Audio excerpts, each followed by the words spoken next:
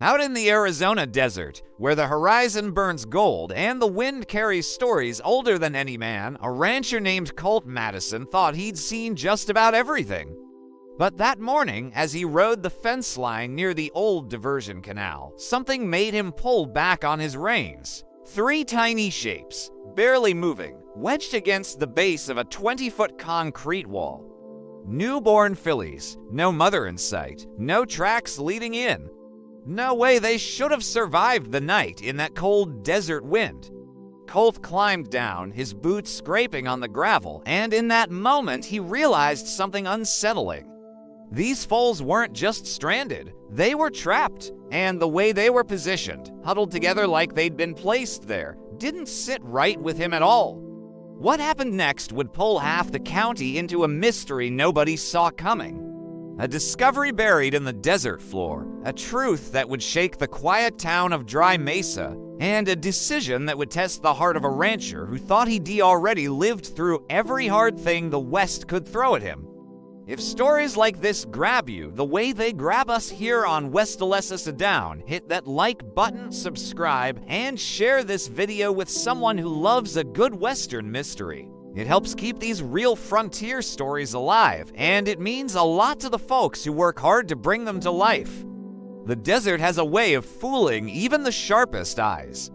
At sunrise, colors shift, shadows stretch, and something as small as a fawn or coyote pup can blend right into the sandstone. Colt Madison knew that better than anyone. He'd been riding the Dry Mesa line since he was 15, long before he owned his own herd or carried the weight of a rancher's life on his shoulders. But that morning, the land felt different, still, almost watchful. Colt was halfway through his usual loop when his horse, Rustler, slowed on his own. Ears forward, nostrils flaring, Rustler didn't spook easy, so Colt leaned forward to see what had grabbed the gelding's attention. At first, he saw nothing but the wide gap of the old government-built diversion canal, its concrete walls rising like dull-colored cliffs. Then, movement, small, weak, and too low to be anything that had a fighting chance out there. Colt dismounted, tied Rustler to a mesquite branch, and walked toward the canal's edge. The wind kicked dust up against his boots, stinging his calves, but he didn't blink. What he saw made him stop cold. 3 newborn fillies, barely large enough to stand, lay pressed together against the base of the canal wall. Their coats were still slick in places from birth, their legs shaking when they tried to lift their heads. No mare, no herd, no tracks leading in or out. They didn't even have the dried-look foals get after the sun hits them for a few hours. These little ones hadn't been here long. Colt muttered, "What in the world?" The words sounded too loud in the empty desert. The canal wall stood a clean 20 feet tall, sheer, unclimbable. Even a grown horse couldn't get in or out, let alone 3 newborns. Colt kneeled beside them, checking their breathing. Their ribs fluttered under his hands, weak but alive. If he'd ridden by just 30 minutes later, the heat would have taken them. He scanned the area again. The morning light threw long shadows across the dirt, and something about those shadows bothered him. They didn't match the way the fillies were positioned. Almost like they'd been placed deliberately against the wall, not pushed by wind or washed in by storm runoff. That realization settled in his chest like a weight. Someone had put them there. Colt's mind ran through the possibilities. No predator would spare newborn fillies. No rancher would abandon them like this. And no wild Mustang mare would foal near a concrete structure that smelled of machinery and stagnant water. That left one conclusion. A human hand was involved. But why? He lifted the smallest filly gently. Her coat was a pale buckskin, barely more than 10 minutes old by the feel of her. A thin red string circled her left foreleg. Not tight enough to harm, but snug enough to stay on, his brows furrowed. Ranchers out here tagged calves, not horses, and definitely not with something this odd. The second filly had a similar string, but blue. The third wore none. Colt swallowed hard. Someone was marking them, sorting them. Rustler nickered behind him, sensing Colt's unease. The gelding pawed at the sand, restless. Colt set the buckskin filly down and stood, rubbing the back of his neck.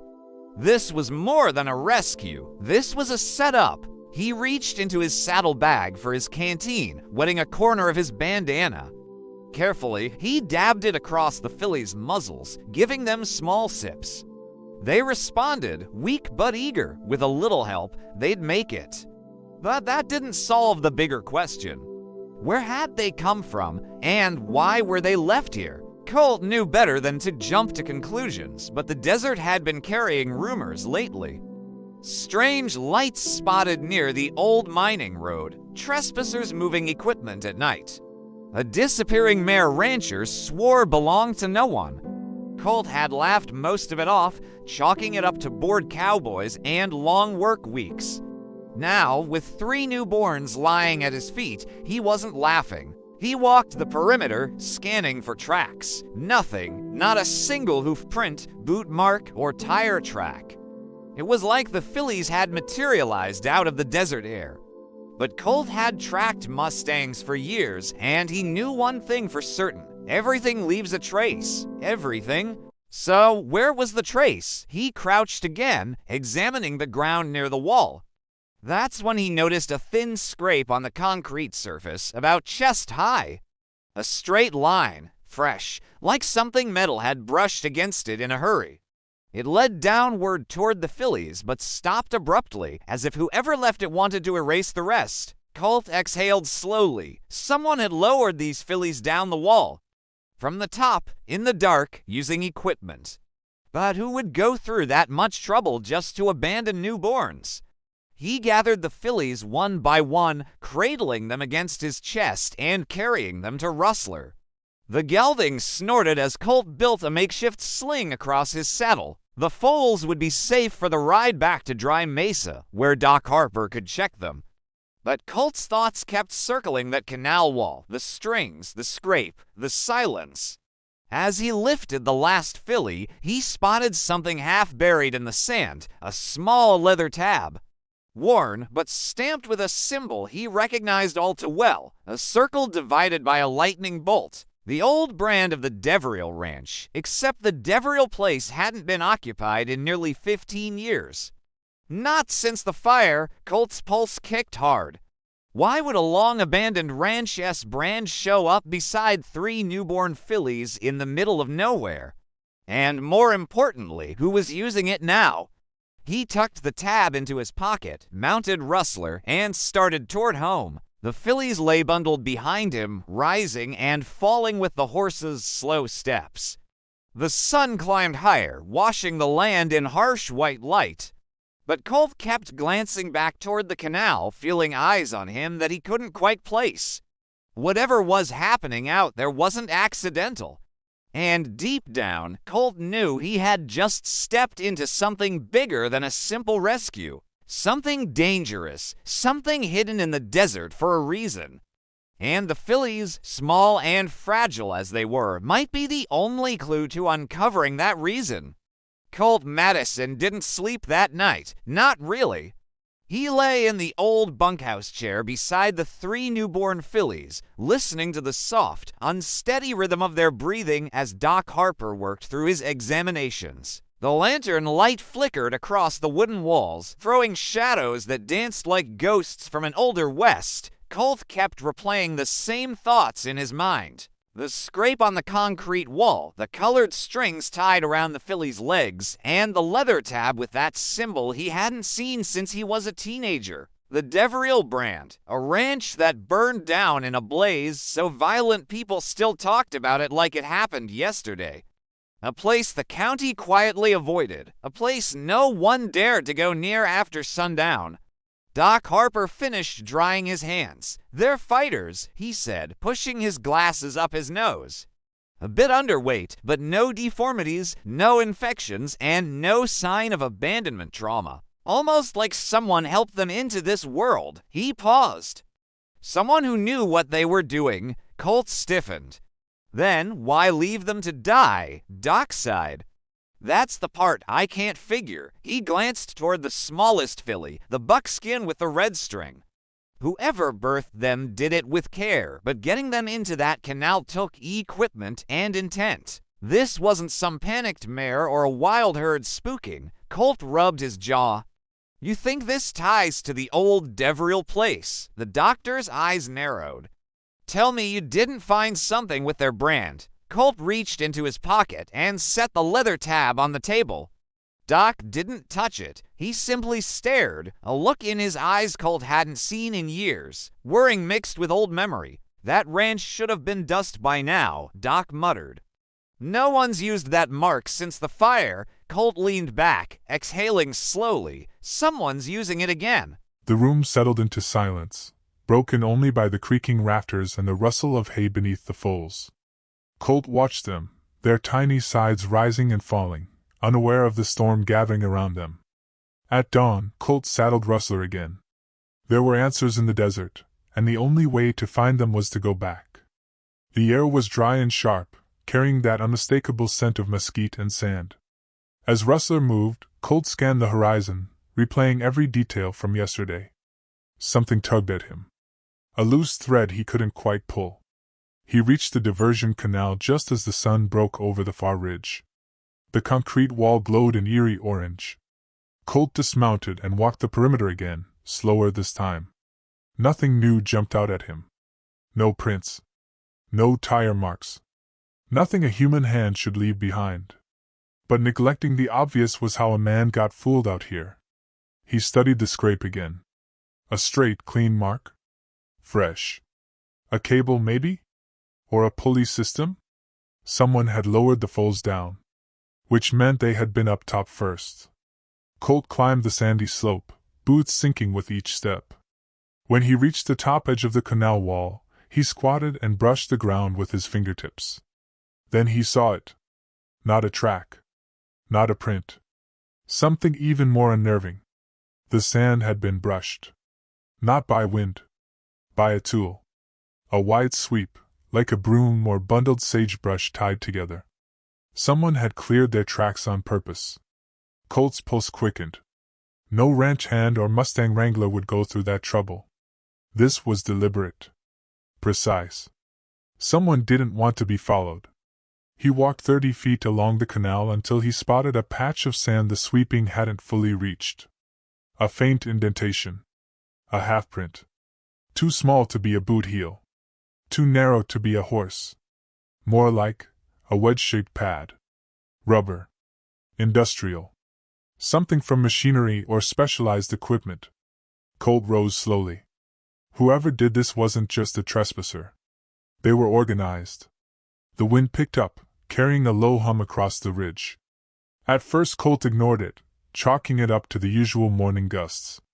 But then the hum grew louder. Mechanical. Almost rhythmic. Not from the direction of town. Not from any ranch. He shielded his eyes and looked west. A dust plume. Low. Fast-moving. Too smooth to be cattle. Too controlled to be a wild herd. Colt crouched beside a mesquite stump, watching as the plume drifted closer. The sound sharpened into something unmistakable, an engine. But not a pickup. Not an ATV. Something else. He squinted. A figure came into view atop a small, narrow-frame vehicle. Almost like a desert bike, but without the roar. It had a muted, electric whine. Sleek. Matte black. That alone was strange enough. Nobody out here rode electric anything. The rider wore a gray canvas coat and goggles. Face hidden. The vehicle slowed near the canal wall but didn't stop. The rider glanced out over the desert, scanning, maybe searching. Then the bike veered east and disappeared behind a ridge. Colt waited until the sound faded, then stood. Someone was patrolling. Someone who didn't want to be seen. He mounted Rustler and nudged him forward. If that rider had come from the direction of the old Deveril Ranch, then maybe the stories weren't just stories. Maybe something was happening out there. Something tied to these Fillies. Dry Mesa wasn't a big place. Folks talked. And Colt knew exactly who might know more than they let on. Old Man Bricker, the county surveyor who'd mapped half the desert before Colt was even born. He rode straight to Bricker's trailer on the outskirts of town. The place looked like it hadn't been updated since the 70s, rust curling around every hinge. Bricker sat on the porch, sipping coffee and watching the dust blow. Colt dismounted. "Morning, Bricker," the old man grunted. "If you're here with a question, Madison, the answer better be more interesting than land tax boundaries." Colt pulled the leather tab from his pocket. "Recognize this?" Bricker squinted. His coffee cup froze halfway to his lips. "Where'd you find that?" "Near the diversion canal," Colt answered. "Along with 3 newborn fillies." Bricker muttered a curse and set his cup down. "I told the county something was stirring out there. They don't listen. They never do." He stood, bones cracking in protest. "Come inside." The interior of the trailer smelled like dust, coffee, and old maps. Bricker pulled a rolled-up blueprint from a drawer and spread it across the table. A survey of the desert. But not a modern one. This one was old. Older than Colt expected. Bricker pointed to the DeVero property lines. "That ranch wasn't just a ranch," he said. "The DeVeros were breeding horses. Not for auctions. Not for rodeos. For something else." Colt frowned. "What else?" "Selective preservation," Bricker said. "They were trying to save bloodlines disappearing from the West. Old Spanish Mustang lines. Ones with traits modern breeders don't touch." Colt felt the weight of those strings around the filly's legs. Red. Blue. Untagged. A sorting system. "You think someone's restarted their program?" Colt asked. Bricker didn't answer immediately. Instead, he tapped the blueprint. "See this mark here? The lightning bolt circle? That was their private symbol. And after the fire, the county sealed off their breeding logs. Too much controversy around what they were doing." Colt leaned in. "What kind of controversy?" Bricker exhaled through his teeth. "Genetic selection. Crossbreeding. Isolation of traits. Some said they pushed too far. Others said they were ahead of their time." He looked Colt dead in the eye. "Whatever those fillies are, they're not just horses. They're part of something someone wanted hidden." Colt stepped back, heart pounding. 3 newborn fillies. No tracks. No mare. A patrolling rider. A brushed-over crime scene. A forbidden bloodline. The desert wasn't just keeping secrets. It was protecting something. And Colt Madison had just stepped right into the middle of it. Colt Madison left Bricker's trailer with the blueprint folded under his arm and a hollow feeling in his chest. The morning sun had only just begun to heat the sand, yet Colt felt like he was walking through a furnace. The old surveyor's words echoed in his mind, "They're not just horses." The phrase stuck to him like burrs on denim. He didn't know what angered him more, the idea that someone had hidden these fillies on purpose, or the possibility that they were part of a secret the desert had been forced to swallow for decades. He rode back toward his ranch but stopped halfway, dismounting near a jagged stretch of sandstone. Rustler snorted, unsettled. Colt used the rock's shade to study the folded blueprint.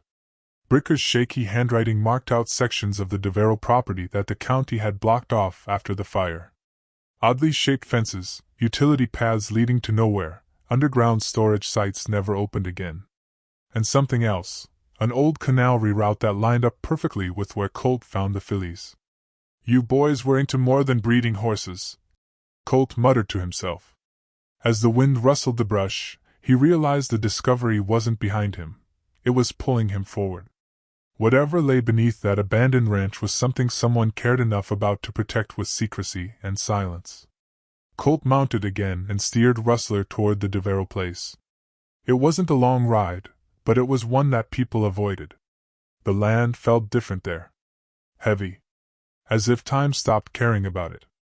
The main house had collapsed years ago, leaving behind nothing but char-stained stone and rusted iron scraps. The wind cut through broken beams, making a low moan like the land was remembering its wounds. Rustler hesitated at the edge of the property, ears back. Colt patted his neck. "I know. I don't like it either. But we gotta look. He stepped off and walked the rest on foot. The ground was cracked, dry as brittle bone. Mesquite branches tangled in the remains of what had once been the Deverell stables. Colt paused there. Something about the silence made his breath shorten. This place should have been empty, but it didn't feel abandoned. It felt watched. He scanned the yard, expecting the usual signs of squatters or teenagers stirring up trouble. Instead, he found nothing but a faint vibration under his boots. A steady thrum. Mechanical. Alive. Colt crouched and pressed his palm to the ground. The vibration pulsed through the earth like the heartbeat of something waiting.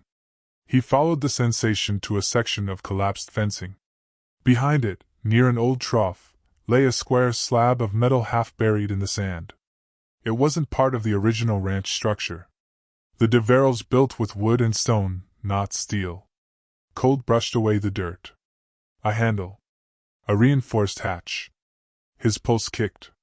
Someone had hidden an underground facility beneath the ranch. He tugged on the handle, expecting it to stick. Instead, it lifted easily, too easily for something abandoned 15 years. Beneath the hatch, a dark staircase spiraled downward into a concrete shaft. Cool air drifted up, carrying a faint hum. Colt hesitated only a moment before descending, keeping one hand on the wall, the blueprint tucked inside his jacket. He hated enclosed spaces, but some answers couldn't be found in daylight. After 10 feet the stairs leveled out into a long corridor lit by dim emergency bulbs. Half the lights flickered. The other half hummed steadily. The air was cold enough to raise goosebumps. He walked deeper, boots echoing off the concrete. At the end of the hallway stood a rusted metal door with a broken keypad. The door hung slightly ajar. Colt nudged it open with his shoulder and stepped inside. What he saw stopped him still. Rows of metal shelves lined the room. On them lay old binders, sealed boxes, microscopes, tubing, dusty lab equipment. The Deverells had run more than a breeding program. They had run a lab. Colt walked to the nearest shelf. A binder lay open, yellowed pages filled with handwritten notes. Diagrams of horse musculature. Genetic charts. Breeding entries labeled by color codes, red, blue, green, unmarked. His stomach twisted. The strings on the Fillies. Color-coded. Just like the charts in the book. He flipped a page. Subject line RB2 showed accelerated strength markers. Blue line foals exhibit heightened stamina but require controlled birth conditions. Untyped foals may present genetic instability. Colt closed the book, his jaw tight. This wasn't just selective breeding. This was experimentation. Someone had been trying to refine traits in horses like a man might refine steel. And not just for preservation. This looked like the groundwork of something more ambitious. Maybe even dangerous. A sudden clang echoed from the corridor. Colt froze. Footsteps. Slow. Steady. Coming toward the room. He backed behind a support pillar, heart pounding. The steps grew louder. A shadow stretched across the floor. The electric hum he'd heard earlier, the patrolling rider. A figure stepped inside. Gray coat. Goggles. Same as the rider he'd seen near the canal.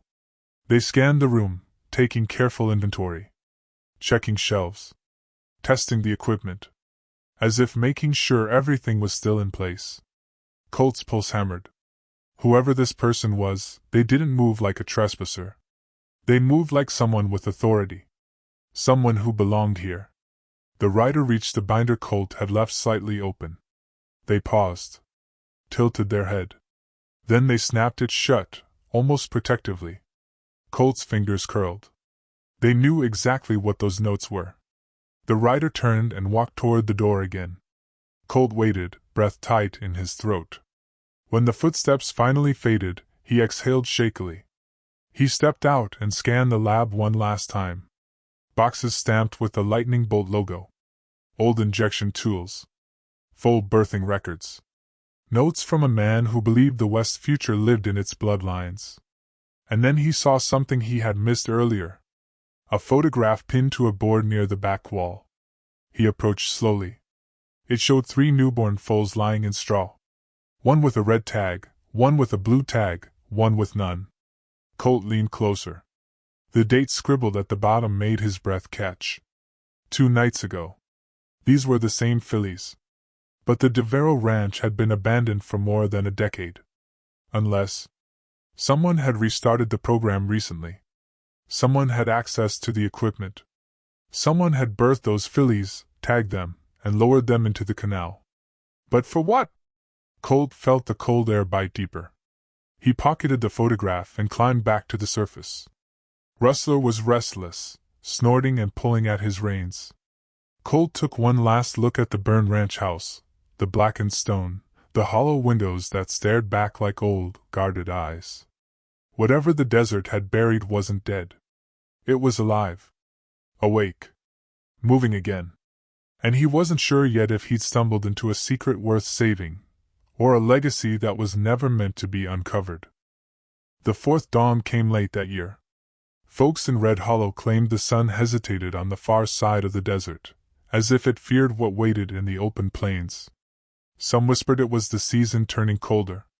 Others, the more talkative ones at the Rusty Spur Saloon, blamed it on the stranger who rode into town 3 weeks earlier. A man whose name most people didn't dare say out loud. But I knew him, and I knew the truth. His name was Carter Ridge. Carter wasn't a gunfighter. He wasn't a bounty hunter.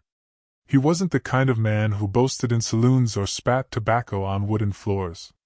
What made Carter Ridge dangerous was much quieter, a secret he had guarded so long, it had scarred him deeper than any bullet ever could. The morning Red Hollow changed forever. Carter stood on the ridge above town, his old bay horse Ember beside him. Ember had a gaunt frame and ribs that showed like chalk lines under skin. Yet the horse's eyes still burned bright. Something in that animal refused to quit, just like the man holding the reins. Carter scanned the awakening valley. Smoke plumes rose from chimneys. A few ranchers herded stray cattle. A dog barked somewhere behind the barns. On the surface, everything looked peaceful. Beneath, tension crawled like snakes under hot sand. A cloud of dust rose far across the desert floor, still small, still distant. But Carter knew the shape of trouble even before it fully formed. A gang. Riding fast. Too many for him alone. He tightened his saddle strap. "You ain't ready for this, Ember," he murmured. The horse tossed her head defiantly. Down in Red Hollow, Sheriff Ada Thorne was already awake. She was the only law in a town that didn't like law much.